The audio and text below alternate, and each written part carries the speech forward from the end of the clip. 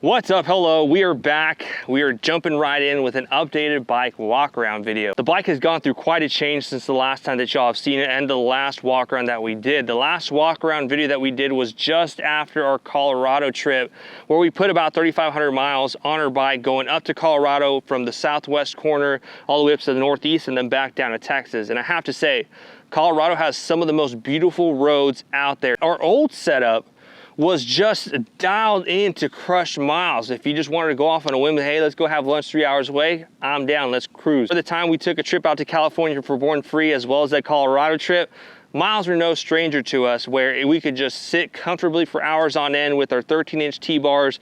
We had our crash bar that you still have on there, and then your OEM forward mid. Paired with the bags that we had, we were just able to pack on everything and anything. All the iced coffee we wanted, we were set to rock and roll. September of last year, we got sucked into the world of track. We did our first track day out at MSRH with RideSmart, and that was it. That was the end of that story. Shortly after, everyone saw me trying to find bits and pieces here and there off eBay, or some throwaway items that people just had laying around their garage that we could piece together the track bike that you see here today. This thing is purpose built while still being on a budget as much as we could, because it can be pretty expensive. We went to the mecca of what we thought our dream bike was, and then as soon as we got to that point, something pulled us away and we did a full 180, because we went from 13-inch T-bars to about a 4.5-inch setup with the Biltwell Midbend riser bars and then your OEM FXLR risers. This is about a 2-inch rise and the other one's about 1.5 or 2 inches of rise. Diving in, first things first, let's talk about this front end. Y'all are seeing this gold and you're like, hot dog, it is the gold rush of 2021. Connor, where did you go strike some gold at? These are Pro 1 Performance titanium nitride coated forks in 27.5 inches. Hot dog. That is some chopper stuff right there. And then internally, we were running a set of GP suspension cartridges in 27.5 inches. Now, before moving forward, I want to give a huge shout out and acknowledge the customer service from GP Suspension. They helped dial us in to a T. Initially, we had ordered a set of 25.5 inch cartridges, but then our front end was much lower than we had anticipated. We did not take into consideration the difference between your spring setup and your cartridge setup, to which they took a ton of time to explain it to me and ensure I was absolutely content with my purchase. And then we are now running 27.5 inches. So again, huge shout out to GP Suspension. If you do plan on doing something similar with your build and you want to run a set of 17-inch wheels, please take that into consideration, that it is going to drop your bike a little bit by the 2 inches difference of your OEM wheels to 17-inch front, and just let GP Suspension know. But again, they're great customer service. I was truly thankful and in their debt for helping me out with this. That is going to be the 27.5 inches. If you're running a OEM M8 Softail wheel, that is going to be equivalent to a +4, so you're going to be sitting up tall in the front. So if you want to do a true +2, similar to what people do on Dynas, you can go with OEM Dyna tubes. That's going to be 25.5 inches, which is 2 inches over your OEM fork tube length of 23.5. Continuing down our front end, the fork lowers is going to be off of an M8 Touring. That is still 49 millimeters, and it is a budget build for your front end, because if you look for Dyna FXDLS or FXDL lowers, you'll find them on eBay for about 400, 500 bucks, even brand new. I think Utah Harley online had something for about $464 for a blackout kit for the FXDLS. These bad boys were $100, and you can find them on eBay, $100, $200, but then it's still gonna get you the equivalent of a dual disc front end. Now, with that being said, you are gonna have to play around and just make sure you get the right components for your bike. That with the axle, we went with the 2017 Dyna Street Bob axle versus an M8 Touring axle. Thanks to Texas Performance for bestowing that knowledge upon us, that the M8 Touring axle is noticeably wider versus the Dyna axle, because the M8 Touring triple tree sits just a little bit wider than what the narrow glide triple trees that are similar to the Dyna, as well as the M8 Softails. And then that axle married right up with the M8 Touring lowers. We used our M8 FXLR pinch bolts, just slid right in, so we're like hot dog. And then we used the Dyna axle in the washer. Now you are gonna need to get a new spacer set of wheel spacers. There is gonna be 0.08 of an inch difference if you're running your FXLR wheels with an M8 Touring lower, but you can just get your local buddy. Huge shout out to Juan and Matt for getting us new spacers. That it's essentially 0.04 of an inch added to each spacer. giving you the total of 0.08. Now, we ended up having to go completely different section after that because we are now running a set of dual 17-inch Lyndall Brakes V-Star wheels. Huge shout out to Lyndall Brakes for really helping us out with the front wheel. They helped us do all the math with it because we were running the program off of an FXLRS for their CNC. They didn't have one for the FXLR, but they had one for the FXLRS. Well, the FXLRS wheels, if you've ever tried to marry FXLRS wheel with your Dyna, with your Softail Street Bob, Softail FXLR, you know that they're gonna be too wide. Well, the Lyndall brake wheels, they're gonna be, the hubs are different. The hubs are a separate piece from the center wheel itself that you marry them together. Well, we ended up having to shave off material off both ends of the hubs in order to get them to fit because they were still too wide and the rotors were making contact with the fork lower. So again, huge shout out Juan and Matt because they came in clutch and they helped us out with that as well. Shout out Texas State. Then we also got new wheel spacers that they helped us out with as well. And then to finish off the front end with that extra sweetness, that je ne sais quoi, is going to be the dual rotor conversion, that we now have dual disc capabilities on old Ron Burgundy. We ended up going with dual 13-inch rotors. It's going to give us that extra stopping power, stopping on a dime. And then we have it outfitted with 2 calipers from a YZF R6. Now we mounted those calipers onto the front end with a set of the Speed Merchant radial caliper conversion in a 13-inch size. They do come in 11.5, 11.8, and then the 13 inches.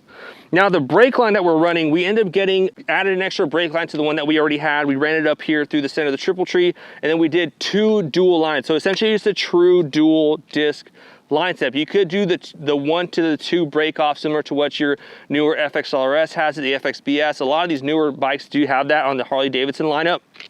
It does look clean because you go off of one single line, then you have a splitter here, the triple tree on the bottom triple tree.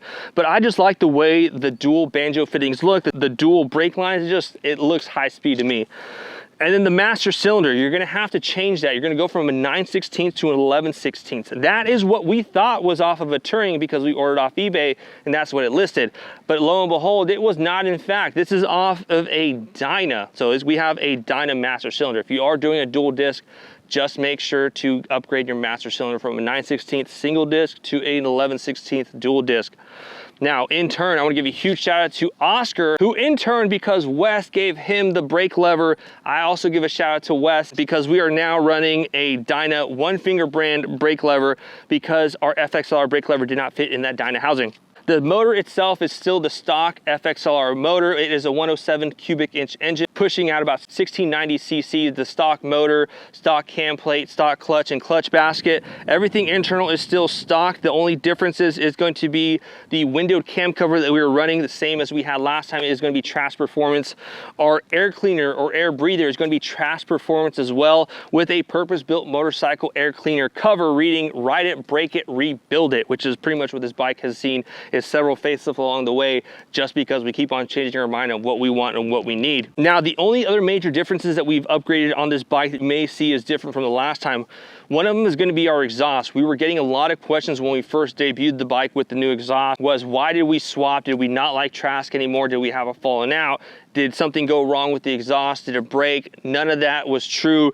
The only reason we went with a different exhaust, we ended up going from the Trask 2-to-1 Assault exhaust to the TBR Turnout, was because we shifted over to the True Mids. We were running a set of Performance Machine True Mids, and any other exhaust simply will not work. It could, but with some serious convincing.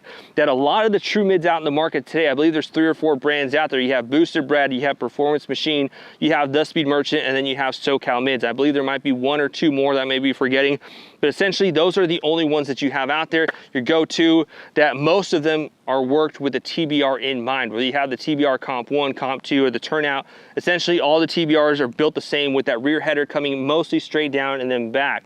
You have HPI and you have Trask Performance and a couple other ones, I believe Bassani, that the rear header does more of a swoop in and comes back.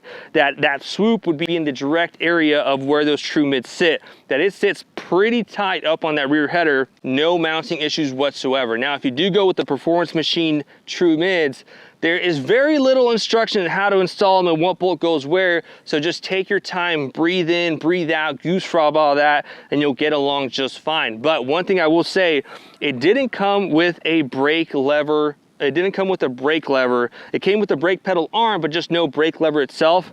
So shout out to Oscar because he came over. We ended up using our OEM shifter and just put it where our brake lever is. So we were running a shifter knob on our brake lever and it gets the job done. One thing to note is going to be our foot pegs. They are the newest thing from Twisted Tea Industries. That is a new company here based out of Round Rock, Texas, that they have come up with a new innovative design on foot pegs. They are fully adjustable, look sweet. They're available in raw, black, as well as gold anodized, and they look sick in gold. I will say that. I have nothing but great things to say. They're already taken off. They have several sales out in Japan, as well as a couple in California. So check them out, Twisted Tea Industries, on Instagram, as well as their website. They do have a couple new items out already, and they're continuing to come out with more. So check them out. Just overall, I really love this setup. That with the new foot pegs, the riding position has changed drastically. That from stock, our feet would probably be around this position, and then now having the True Mids paired with the MK1 foot pegs, it is a lot more aggressive. It's a lot taller. That when we're riding, we can get a lot more aggressive and a lot more of a better posture when we're in the turn. So if we're at the track and we're trying to get in, we can put our helmet and our chin out by the bar, and we can also rest our elbow onto our knee. And so we're riding, we have the screwdriver grip, we can stick our elbow out.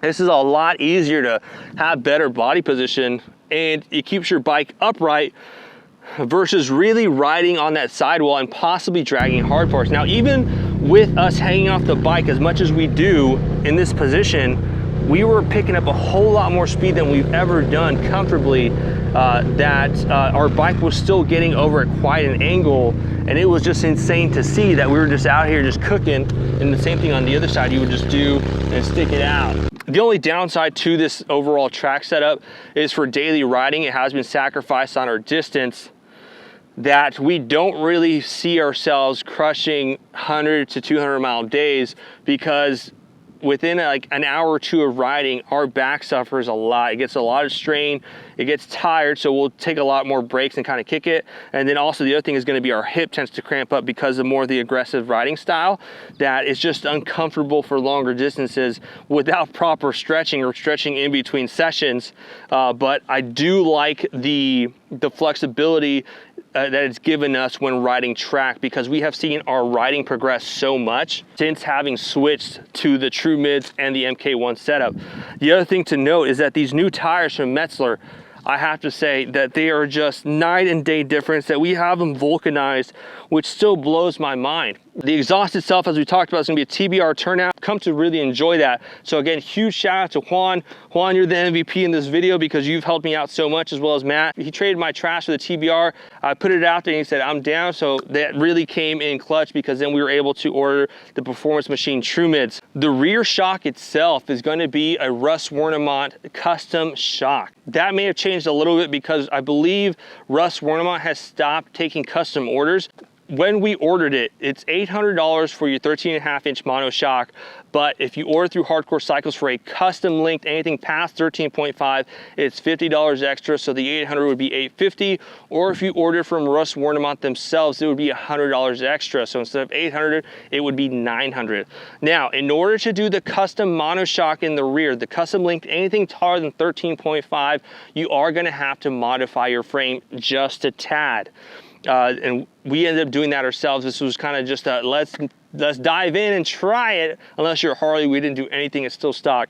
That's on the clutch side, you have to frame, you have to shave your frame pretty much where it's a triangle. You're gonna bring it down to where it's just a flat surface. And then on the brake side, there's a small frame stop. I believe there's two that you just shave those down to allow the swing arm, the rear swing arm, to drop to clear as much as you need to. Now, that being said, if you go anything taller than 14 inches, there's also a small little ledge, a small lip on your shock bay on the bottom portion that you're gonna have to Dremel down, so that way the shock can sit flush in that, because the new angle of the rear swing arm doesn't let it sit properly for both the top and the bottom mounting bolts to slide in, that you're gonna have trouble with one or the other. So you're gonna have to shave that little bay out, and we have videos that we've done on it. I've linked them up there as well as down below, so check those out. If you have any questions, feel free to shoot me a message on Instagram. The bags in the back, they're still the same. They're still running the Elite Touring They're still running the Elite Touring Innovations Performance Case or brackets that we are running a set of Harbor Freight Apache bags. Previously, we ran the Pelican 1485s, and then we wanted to switch it up just a little bit with the white, and we saw the orange, and we said, dude, let's go ahead and go ugly. High vis orange on everything. So we did, adorned it with some stickers, you already know. The bike itself, we were sitting at 36,000 miles, is still purring like a kitten. The M8 motors just really enjoy those high RPMs, and that is what we've given it for most of its life. If I had to put a number on it, I'd say 85 to 90% of the life that we've had the motorcycle since October 26, 2018 is that it's been living at 35 to 4,500 RPMs on the regular. If we're doing highway rides, say from San Antonio to Dallas, I usually chill at 37 to 3,900 RPMs the whole time. I really enjoyed riding the high RPMs because it also allows me an opportunity of the engine brake for additional braking. This last time at the track we hit Coda, we were about 5,800 to 6,200 RPM. We were riding extremely high RPMs, and the bike was still cooking, still rocking and rolling. But now, having done the GP suspension cartridge kit, we did it ourselves. It was pretty sketchy. Check out the video. We didn't have a table grinder. We didn't have a vise to hold it, so we put it inside the triple tree and we just ground it away with a handheld grinder and we knocked it out. And the videos that they have on their YouTube was a huge help. They said it didn't have to be pretty, and ours was definitely not pretty, but we cleaned it out after we ground out. That I love to see it. It's come a long way, and I'm curious to see where we are this same time next year. But that's it. That's going to be our 2019 FXLR HD Lowrider. This is the track setup in our daily. I'm truly digging it. We'll see where it goes from next. If you have any questions, again, shoot me a message on Instagram, drop a comment down below. If you enjoyed today's video, hit that like button. And if you want to see more future track videos, hit that subscribe button. While you're there, bump on over and hit that bell to be notified of any future videos when they drop, as soon as they drop. Woo!